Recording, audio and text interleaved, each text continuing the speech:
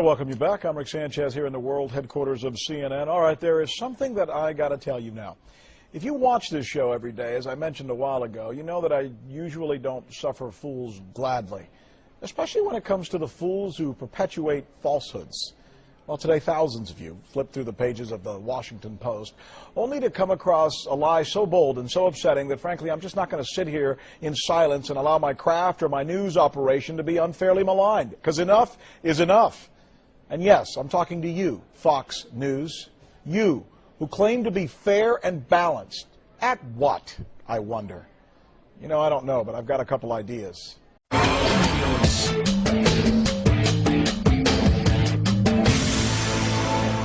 Well, Die Hard's back. Maybe not with the vengeance this time, but with some good early reviews anyway, some reviews. Superstar Bruce Willis is also back. He's visiting his home state of New Jersey and taking a little time out of his schedule to talk about his new movie, Live Free or Die Hard. It looks like it's going to be really good.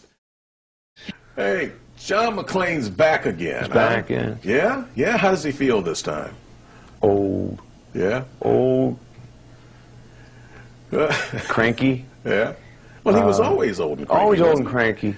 He was cranky before his time. Well, now this is like the old school cop meets this new school crime wave, where crime has gotten much more sophisticated now. It's gotten out of hand, hasn't it? Yeah, yeah. How they can manipulate the computers and everything and make this happen. You know, has it been challenging keeping up with the technology? Yes. Yes, it has.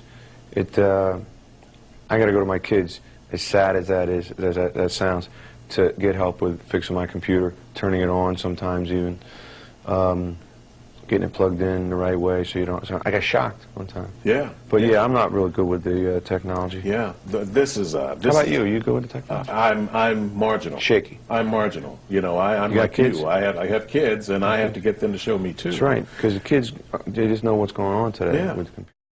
You know, that's an offense to myself and to my colleagues who risk their lives for our viewers in Iraq, in Afghanistan, and around the world to bring the news. You're actually telling people that we didn't cover a rally on Washington. Really? Raj, roll the tape.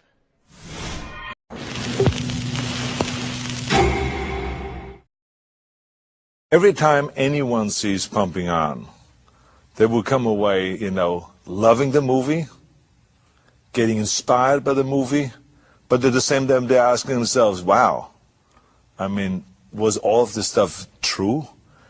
I mean, was it really, did Arnold really psych out Lou Ferrigno?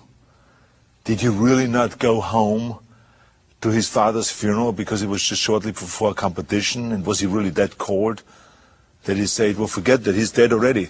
I'm not going to bother with that, I'm going to just focus in on my competition. Is that true? I saw him hanging there afterwards, a celebration party after the Mr. Olympia, smoking a joint. Did he really smoke a joint? And did he, in fact, inhale? Is that true? Was it true that they stole Mike Katz's T-shirt? Was really the psyching out that he was doing on Lou Ferrigno, was that true? So they're walking out with a lot of questions, and so when I go around the country and promote the movie, for instance, even the 25th anniversary, when the film started playing on HBO, on Cinemax, you know, a lot of... Okay, what was that? Was that like made-up video? Am I crazy, or did I just watch CNN's Paul Steinhauser covering the story? You want more? Here's more.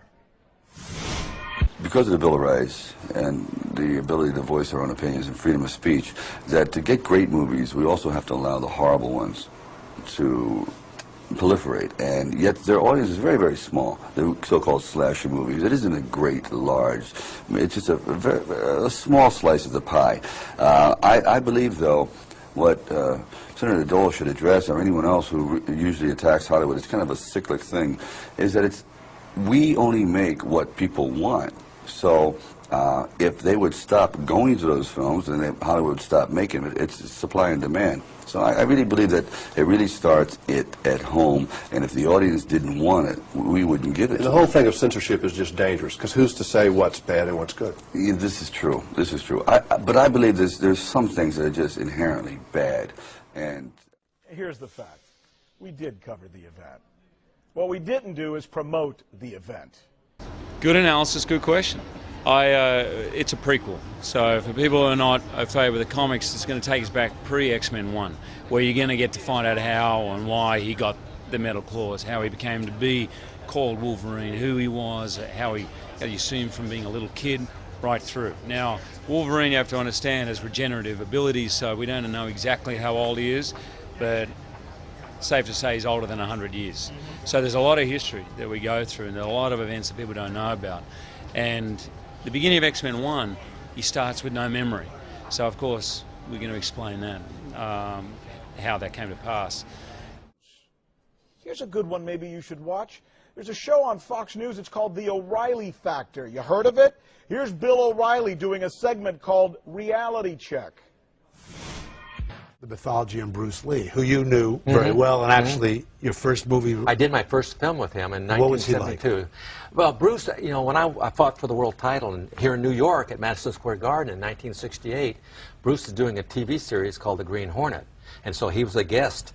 And after I had won the title, the promoter introduced me to Bruce, and so Bruce and I started talking, and we really got involved in our conversation. He says, "Well, let's work out when we get back to LA." And I said, "Okay." So we went back, and we worked out together for a couple of years. Now, what does that mean? Let's work out. You go We just worked out. lift barbells together. No, punching bags, and and kicking the bag, and all this kind of stuff here. You're not fighting each other. No, I was a professional fighter.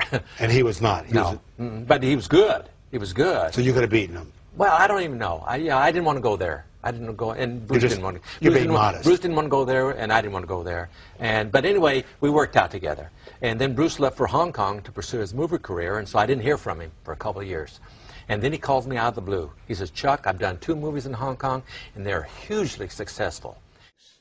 When thousands of Americans showed up at the nation's capital to protest big government, we covered it with 4 correspondents, 2 satellite trucks, multiple live interviews, lawmakers on the record, and conversations with attendees.